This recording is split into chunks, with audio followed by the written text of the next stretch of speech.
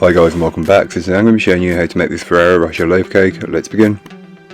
To get started on the recipe, you'll want to grab yourself a large mixing bowl, and into the mixing bowl place in your sugar, your flour, your raisin agents and your cocoa powder, then mix them all together until they're combined.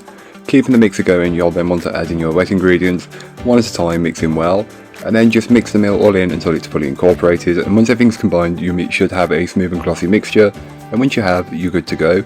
Give the bowl a good scraping down, and this is just to incorporate any bits that may not have been fully worked in from earlier on. So don't forget to incorporate those bits in, as you do not want any traces of like a single raw ingredient.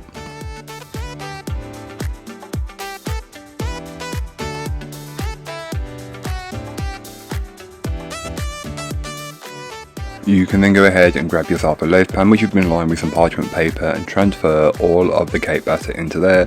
It does fill up almost to the top, but don't worry, this recipe is fine to do that with, as it does rise just the perfect amount. While that's in the oven baking, you can go ahead and make the buttercream, which is really simple. Into a saucepan, place in your sugar and water, mix them until they're combined, and then place it on the hob and allow that to come up to 121 degrees Celsius. While that's doing its thing, you can go ahead and grab a large mixing bowl. I'm using my stand mixer. Place in your egg yolks and whole egg, and then whisk these together until they are much lighter and fluffier in colour and consistency. The volume should also triple to quadruple, and once it has, and your sugar mixture has come up to temperature, you can turn the mix speed down on your mixer and add the sugar mixture carefully, and just don't get it on your skin, as otherwise it will burn. Do this carefully, and then once it's all added, whisk until you can touch the bottom of the bowl with the back of your hand, and once you can then go ahead and start to add in the butter, chunk by chunk, until it's fully incorporated. And it does incorporate very quickly, so don't worry. Make sure you're using room temperature butter, as it'll work in much quicker. And by the time you've added all of your butter, the buttercream will be this kind of very rich buttery yellow colour, which is what you're looking for, so don't worry. Then you can add in your vanilla extract and mix that in, and not forgetting to add in the white chocolate hazelnut spread, which you can pick up everywhere now. Mix that in until it's fully incorporated, then give the bowl a good scraping down, and then set aside until needed later on. So once the cake is baked and fully cooled, you can go ahead and decorate it, which is really simple. You just remove the parchment paper from the outside and then top the loaf with the buttercream.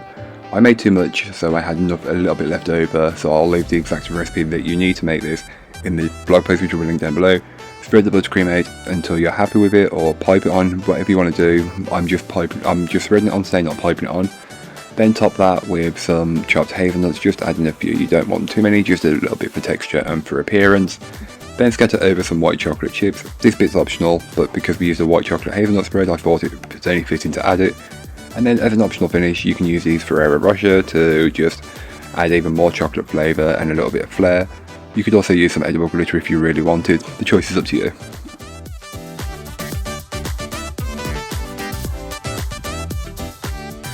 I added enough pieces of Ferrero Rocher just to ensure that each piece has one on, and you could use more or less, it's really up to you. But here's what it looks like. It's an egg-free cake, so it's pretty light and fluffy for an egg-free cake, to be fair.